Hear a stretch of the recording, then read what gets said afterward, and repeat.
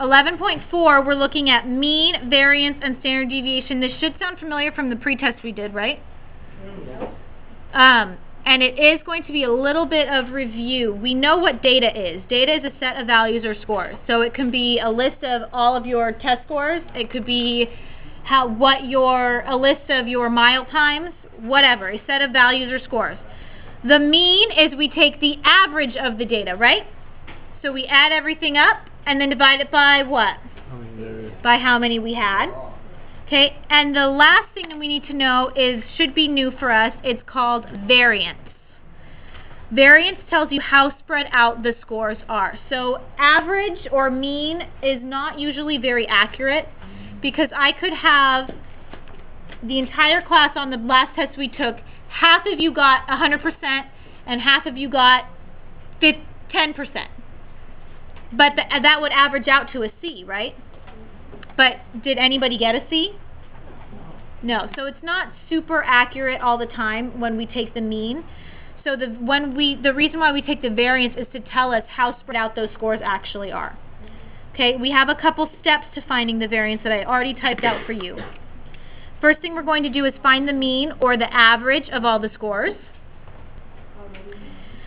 Then for each score in the data, we're going to subtract the score with the mean. So we're going to take the original score, and subtract the mean from it. Then we're going to square each one of the differences from step 2. So our answers from the second step, we're going to square them.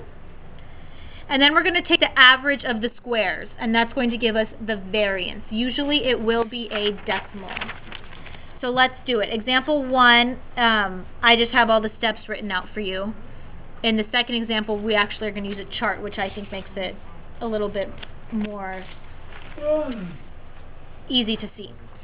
So, step 1, here I want to find the variance of the numbers 4, 7, 3, and 2. So the first thing we have to do is find the average of all of those. So I take 4 plus 7 plus 3 plus 2, and I divide that by 4 because we have 1, 2, 3, 4 terms. 4 plus 7 gives me 11, plus 3 gives me 14, plus 2 gives me 16 over 4. No, because they're being added. 16 divided by 4 is 4. So the average is 4. So for step 2, we're going to take each individual score from the beginning and subtract the mean from it. So the first term is 4. So 4 minus 4, which gives me 0. The next term, 7 minus the mean, 4, which is 3. Next one, 3 minus 4, which is negative 1. And the last set of data, 2 minus the mean, 4, which is negative 2. Okay. We're going to take all of these numbers and square them now. So 0 squared gives me 0. 3 squared gives me 9. Negative 1 squared gives me positive 1. And negative 2 squared gives me positive 4. Okay?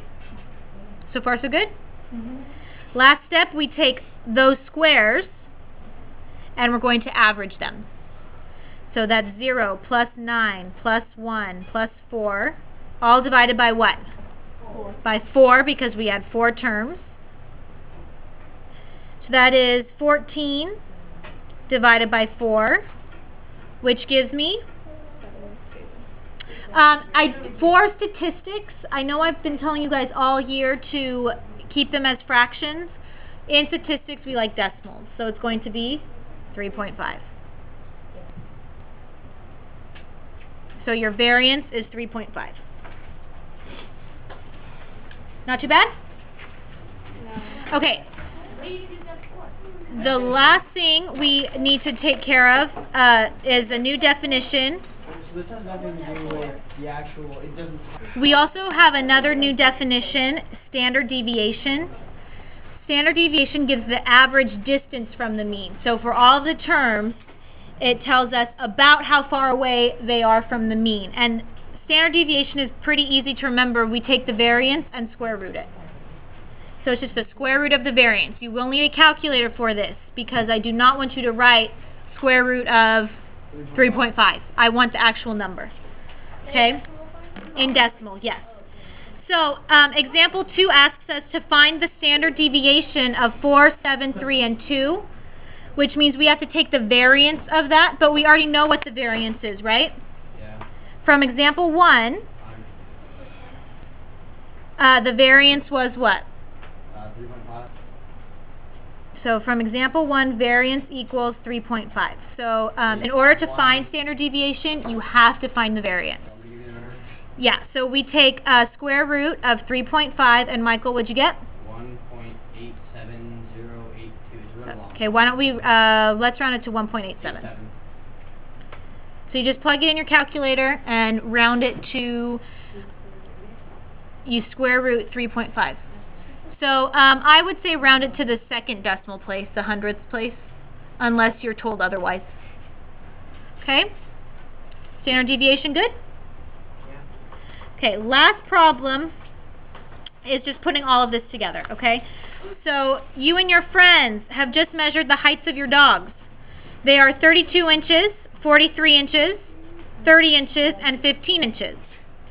We want to find the mean, the variance, and the standard deviation. So first step, let's find the mean. How do I find the mean? Add them all up and divide. So do that right now by yourself. 30 what? Inches. You need new friends if you're measuring your dogs. Okay, so 30 inches, that's the mean. So then I put together this chart, which is going to make it a little bit easier for us to organize our information. First dog was 32 inches. The next one is 43, 30, and 15. So we just plug in the heights of the dogs. And then the next column asks us to take the height and subtract the mean. So 32 minus 30, which gives me 2.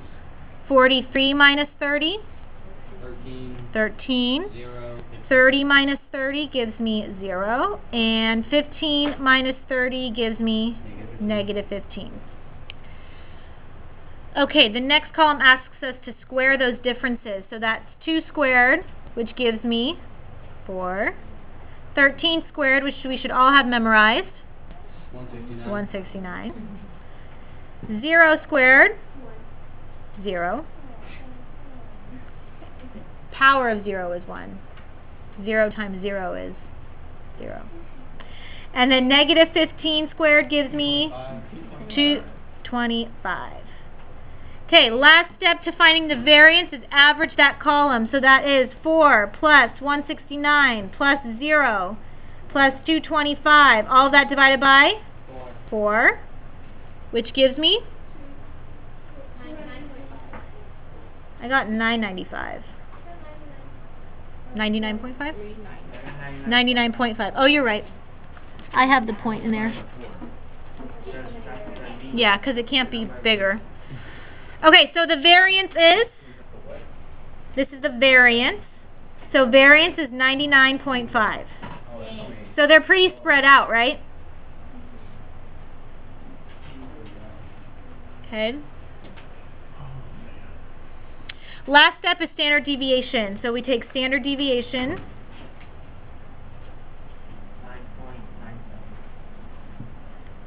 Is equal to the square root of 99.5. And what did you get? 9.97. That's almost 10, right? That's like really, really close to 10. Okay?